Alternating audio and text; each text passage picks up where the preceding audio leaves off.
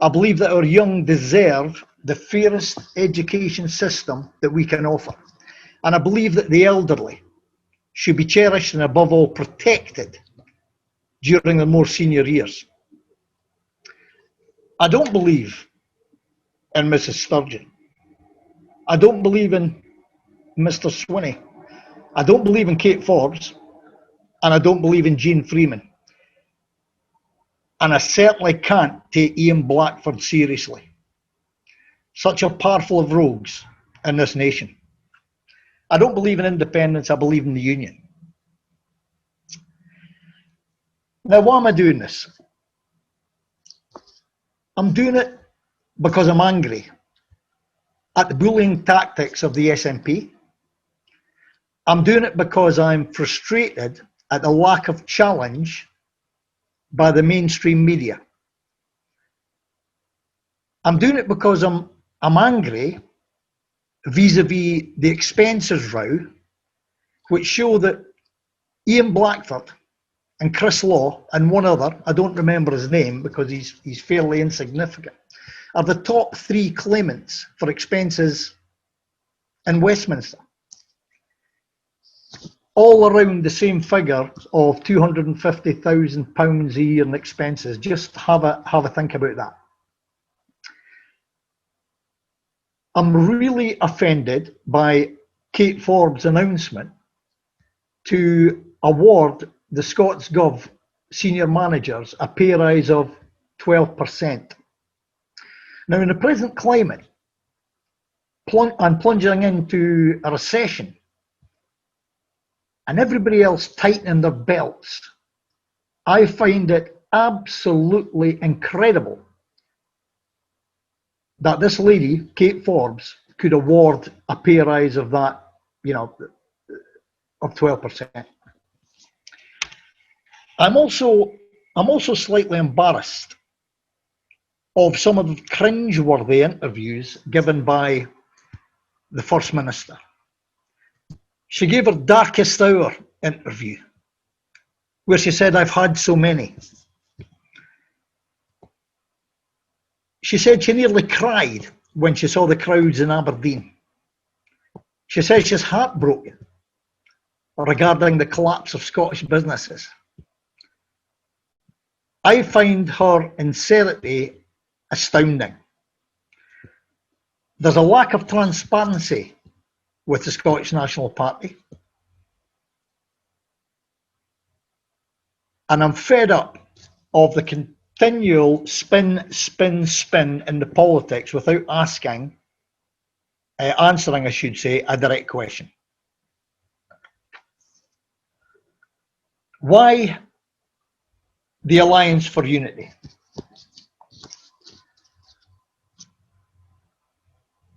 Again, I'm frustrated by, as I said before, the impotency of the current opposition to the SNP and the independence referendum bully boys, coupled with the impunity that the SNP enjoy when dealing with the local or national press. Loathe him or love him, George Galloway is a charismatic individual who I believe can light a fire under the rear of the Scottish National Party. But more importantly, unite the silent majority of Scots who oppose the independence movement. The Alliance for Unity has in a very short period of time attracted attention from the press and the increasingly agitated nationalist supporters. A fantastic article about the ghouls on the border by Jonathan Brocklebank of the Scottish Daily Mail, featuring George Galloway being heckled and abused by the lunatic independence supporters at the border. Another by our second-in-command, Jamie Blackett, an old colleague of mine who I stood side by side in South Armagh during one of our tours in Northern Ireland. He was with the Coldstream Guards and I was with the Black Watch. And this was written by Mike Wade, Sunday Times, who identifies the threat of the demagogue, Nicola Sturgeon, and how we must play her at our own game. Another interesting article that was sent to me was by Linda Holt in Think Scotland, written in mid-August, highlighting the mind games that Nicola Sturgeon is projecting through her daily political broadcasts in the guise of COVID-19 updates. For any Handmaid's Tale fans, this is a must-read. So many similarities, including the lockdown hairdo. And lastly, a huge thank you to the SNP rag, The National Scot, for the superb photograph and article on Jamie Blackett. An nonsensical article, but great publicity at no cost to Alliance for Unity. Thank you so much to the National Scot. I'm also meeting next week, when safe to do so, with the pro-union Scots Matters representatives. Very exciting and delighted to have the support of the individuals who have the interests of Scotland and the UK at heart. To the presentation. I'm trying to imagine how I would be affected by the various stages of my life, or how it will affect the people of Scotland, including my children, grandchildren, if the SNP were allowed to hold a second independence referendum. This is not a litany, by the way, of SNP failings, although that's definitely a target-rich environment. I was born in Dundee in 1957. I'm 63 years old. And I was there until I just was around the age of 2, when my family, my mother and father, immigrated to Australia as part of the £10 tourist package when the Australians required manpower, additional manpower. I was in Australia for about 4 years, and then we came back as my mother was homesick. And we came back to Dundee, and we lived in Lochee for a while. And then we moved to Watson Street in Dundee, which was then the old tenement buildings. I went to Gleeblands primary school, and then when my family moved to Fintry in Dundee, I went to Lunlatin High School. I left without a leaving certificate. I wasn't that fond of secondary school, and I joined the army when I was 15. But just to go back to my education, I'm looking at the education curriculum now, and I see a very controversial and touchy subject has come up regarding sex education. And I know John Swinney is pushing for this curriculum.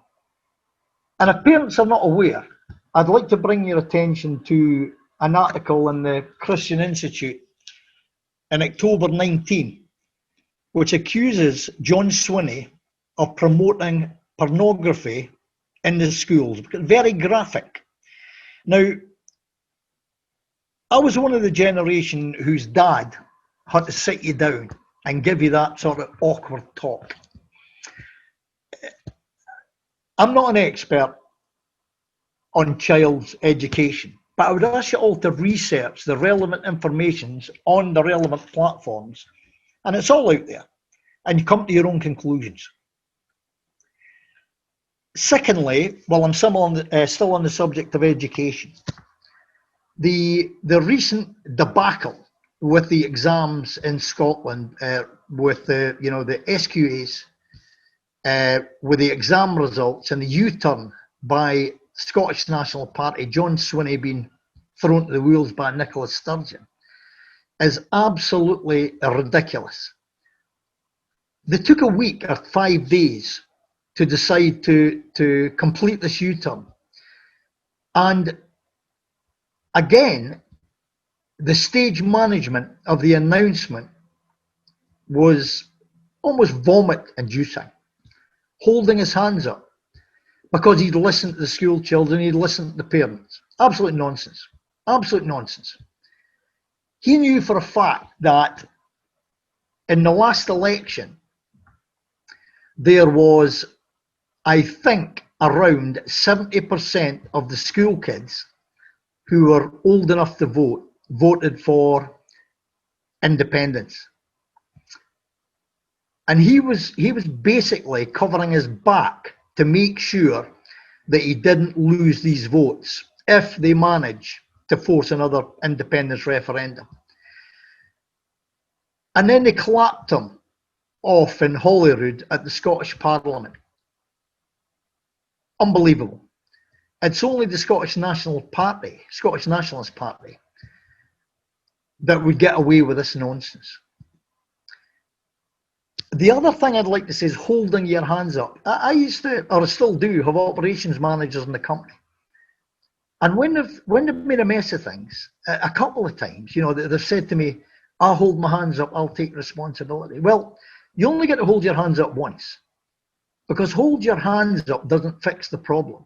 They had plenty of time to fix this problem, and they didn't do it. They thought they could push it through. A national disgrace as far as the education is concerned. And before I get the cries from, but England was just as bad, that doesn't cut it. Evolution is a devolved, I beg your pardon, education is a devolved power. It doesn't matter how badly England does for us at the moment, it's how well Scotland perform. England, just as bad as England for me, doesn't cut it, and it shouldn't cut it for you. Moving on, from my education, I went to the Scottish Infantry Depot, a Bridge of Dawn in 1972 in Aberdeen. And I thoroughly enjoyed my time in Aberdeen after I got off over the initial shock of joining the army at that age. You know, I was pretty pink, small and hairless at that point. And it's not a great look forward when you're facing your 6'2" Gordon Highlander sergeant gleaming in his ammunition boots when, you know, on your first reveille. But I got through that and I ended up thoroughly enjoying it. So as far as the army goes, and you know, in the early stages, I go back to an article in the Express on the 11th of July 2020, where the UK had to step in, the UK government had to step in to put an end to a higher percentage of tax for troops in Scotland. Because the Scottish government's rate of tax is set at 21%. The basic rate of tax is set at 21%. It's another one-size-fits-all by the separatists, and it's absolutely disgusting. But the UK government stepped in, and thankfully they stepped in for the sake of the troops. Not on the military side, but while I was in Aberdeen, obviously, you know, we had a lot of dealings with the public up there. And the Aberdeen football team, or two of the Aberdeen football team, I remember, as I was captain of the depot football team, used to come down and train us, two of their young lads. And they were a great bunch. And I'm fond of Aberdeen football team, although they're part of the new firm, as I'm a Dundee United supporter and a season ticket holder. I was annoyed the way that Nicola Sturgeon publicly humiliated the Aberdeen football team. The players were wrong, and they broke their curfew, and they put members of the public at risk. However, it's typical of the Scottish nationalists, and Nicola Sturgeon in particular, to pick an easy target. And I feel Aberdeen FC were publicly humiliated, and I hope that comes back to haunt them, especially in the North East, as I'm standing in the North East of Scotland. There was hardly a murmur vis-a-vis the mass demonstrations in public spaces for the Black Lives Matter movement or for the asylum seekers protest in Glasgow. They have a nasty habit, as it says, of choosing the easy target. That's a typical bully boy, bully girl tactics. Or maybe Nicola Sturgeon has some sort of issue with the folks of the Granite City. As I said, this may well come back to bite her. Moving on from Aberdeen, I joined a battalion, the 1st Battalion of Black Watch, Royal Highland Regiment, in Colchester in 1974. And in the summer of 1975, I started on the first of several tours in Northern Ireland, spanning a time frame of 20 years, from 1975 to 1995. My first tour being in Andersonstown in West Belfast as a very young 18-year-old private soldier, with my last tour being in Belfast in 1995, so over a period of 20 years, this time as the Regimental Sergeant Major. The reason I bring this up is I've seen division. I've seen sectarianism. I've witnessed hatred. I don't think we need this type of division, sectarianism or hatred in Scotland. And this is what the SNP, the Scottish National Party, bring to the table. They try and divide. And some families are in turmoil. Friends turn into enemies and vice versa. I know Jamie Blackett already mentioned the similarities between Sinn Féin, and I make no apologies. That's one of Nicola Sturgeon's favourite phrases, by the way, along as "let me be clear." I make no apologies for upholding Jamie Blackett's view on the SNP Sinn Féin similarities. It is without question, and Jamie Blackett mentioned it last week on the broadcast. We've got to be very careful, because we've seen the scenes at the borders with the lunatics trying to chase the English tourists away or block the road. We've seen the marches in George Square, and I can tell you right now through experience, and more than Northern Ireland, a few conflict areas, this type of behaviour can result in a rapid build-up of violence and severe rioting in a number of seconds, and then it's out of control, and that's when innocents get hurt, or worse, people get killed. The public on our streets in Scotland. We can't afford that to happen. Now, I've served with, as Black Watch, I've served with the British Army, albeit it was part of the Royal Highland Regiment. I was in the Royal Highland Regiment. And believe me, we're better together. We work better together, and we're stronger together. And we need the British Army. And I've got a quick question for the separatists, or a couple of quick questions. How do we form and fund the Scottish Army? How do we form and fund a Scottish Navy? How do we form and fund a Scottish Air Force? The short answer is we can't.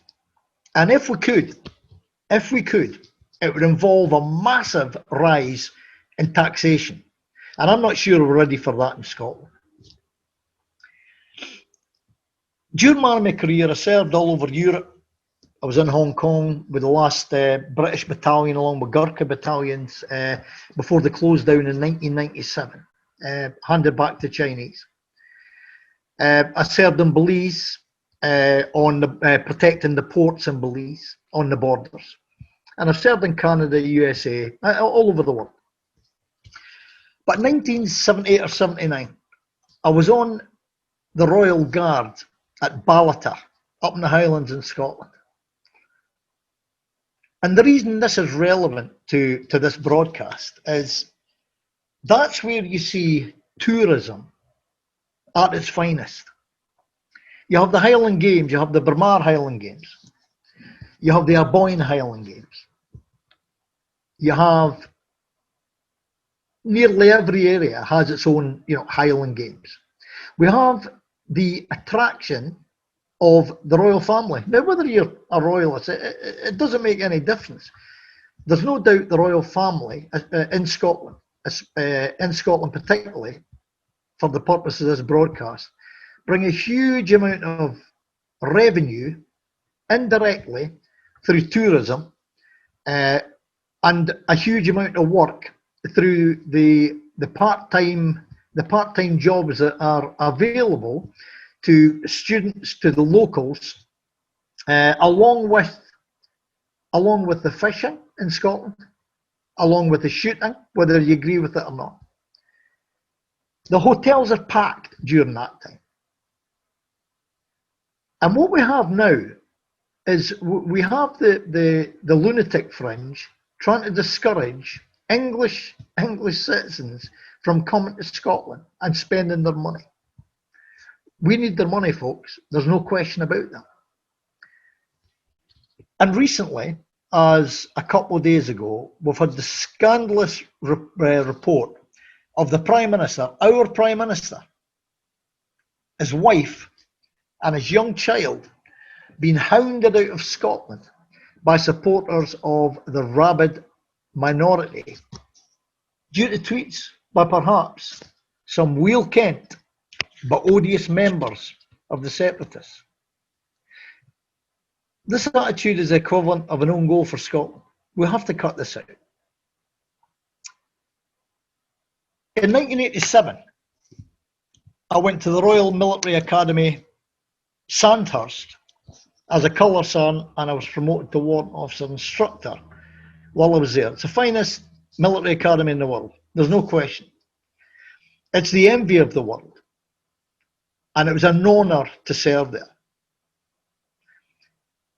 There's a multitude of races, religions, and differing beliefs, and they're all brought together under one banner with the motto at Sandhurst, serve to lead. It's a proud motto for proud people. And it's part and parcel of the United Kingdom. Part and parcel of the United Kingdom. Part of the problem we have in Scotland is that when we get the reasons, when you hear the reasons for the nationalists, when we don't want to be, we don't want to be involved. We don't want to be involved with the posh Tories down south. We don't want, the posh accents. We don't want the pinstripe suits. We don't want the old Etonians. You've got to grow up, people. That's totally immature. You're always playing the victim. These people are the same, they're the same as we are. They're British, and they're proud to be British. Regardless of, their posh accents, their pinstripe suits, if they're old Etonians. I'm not an old Etonian, I think that's fairly obvious. We've got to grow up. And if you continue to think like that, let me put something to you. You are too wee. You are too small. And you'll always remain too poor if you don't widen your horizons and see people for what they are. The crowning point of my military service was as Regimental Sergeant Major, 1st Black